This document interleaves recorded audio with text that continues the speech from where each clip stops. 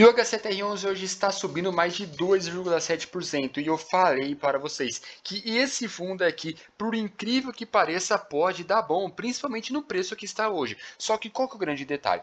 Tem uma coisinha ali, um detalhezinho entre as linhas que ninguém fala sobre e é o único motivo do porquê eu não investiria no HCTR11 hoje, porque ele tem potencial, tem ali um potencial de continuar pagando os dividendos ali na casa de 30 centavos, só que esse detalhezinho ali é que faz toda a diferença para eu não estar aproveitando essa oportunidade de comprar o HCTR11 e ganhar dividendos com ele. Só que antes da gente continuar, eu já vou convidar vocês aqui. Comentem quantas cotas que vocês têm do VGHF 11, nossa, do HCTR 11 e também o seu preço médio, porque eu conheço muita gente que está com o seu preço ali na casa de acima de R$ 100 do HCTR 11. Agora, vamos lá. Hoje ele está subindo cerca de 2,6%. Na última semana está subindo cerca de 1% e pouquinho, só que nos seus últimos 12 meses é aí que começa a grande cagada, tá? Ele está caindo cerca de mais de 50%.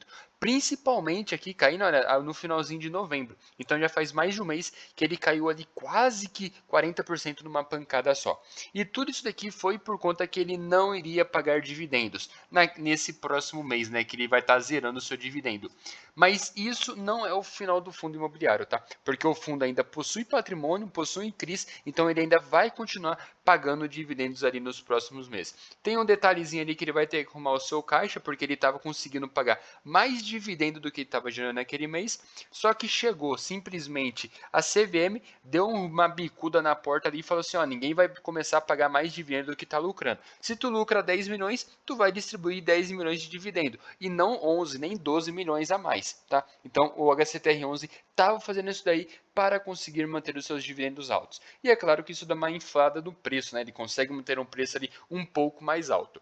Esse preço aqui, ó, na casa dos seus 170, 180 reais por cota, meus amigos, isso aqui esquece, tá? Se tu tem o preço médio hoje do HCTR11 a 160 reais e tá esperando que ele volte, meus amigos, esqueça. Esqueça, porque isso aqui nunca mais vai acontecer. Só que tem um outro grupo de pessoal que está começando a comprar ele na casa dos seus 16, 17 reais, que é o preço que ele está hoje, pensando no seu dividendo futuro. Por quê?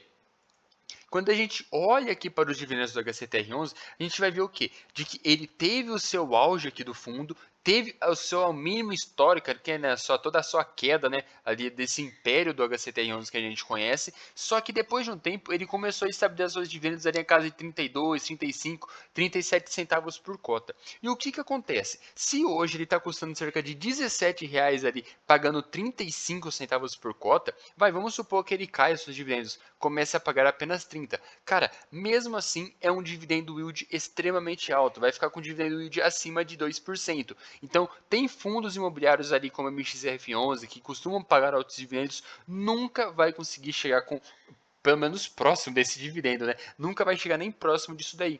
E tudo isso é refletido por conta do quê? Que é um fundo que teve muito problema, simplesmente começou a cair, o pessoal se desesperou e saiu vendendo ele a qualquer preço. E tudo isso foi por conta que teve uma sequência de cagadas feita pela gestão ali do fundo e também teve um azar ali que foi da Selic e também teve a CVM ali metendo a bicuda no pé na porta ali do HCTR11. A gente não está comentando aqui sobre o passado dele em si, mas sim olhando para o seu futuro, de que seria uma oportunidade ali até mesmo interessante em comprar o HCTR11, pensando que ele mantesse esses dividendos. E o porquê que eu estou falando isso aqui? Pensando nessa linha de raciocínio, de que hoje o fundo imobiliário ali em si, ele está conseguindo manter esses dividendos de 30 e poucos centavos por cota com apenas 17% da sua carteira de CRIs em dia, sendo que possui cerca de 77% desses CRIs pendentes, tá? Que é aquele famoso waiver, o famoso carência de juros. Não deu o calote, tá?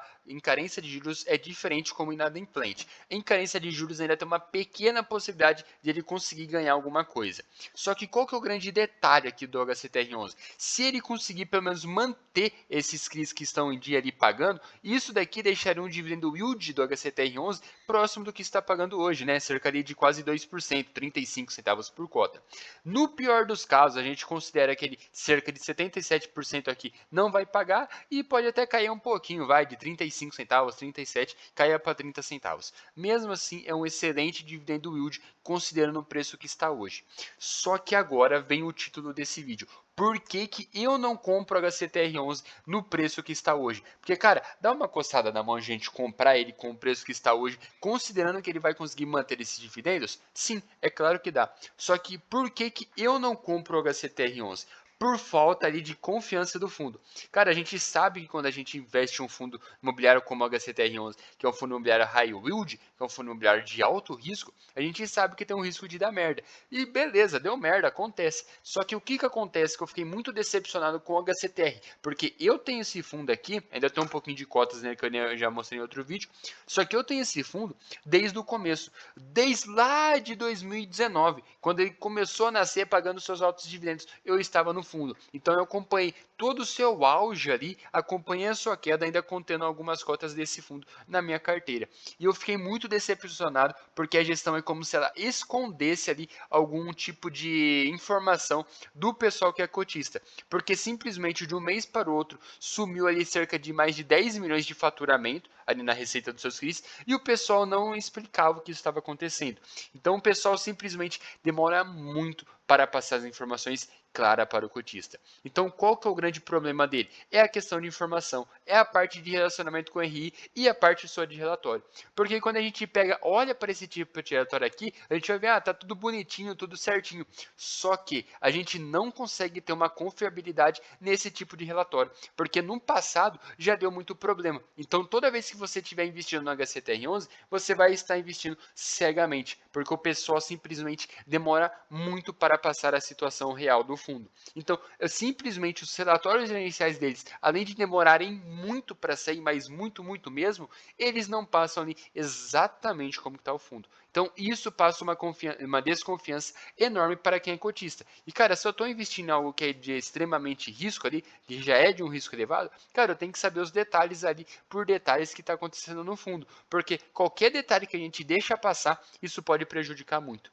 Tanto que a gente não consegue nem mesmo saber qual que é o valor patrimonial hoje real ali do HCTR11, porque não teve revisional de valor patrimonial dele. E quando tiver, meus amigos, pode se preparar, porque vai cair muito. Então é isso que porque que eu não invisto no HCTR11. Não é por conta do resultado que ele vai estar gerando nos próximos meses, porque eu tenho certeza que vai ser um excelente dividendo ali, principalmente em porcentagem, considerando o preço de hoje, não do passado.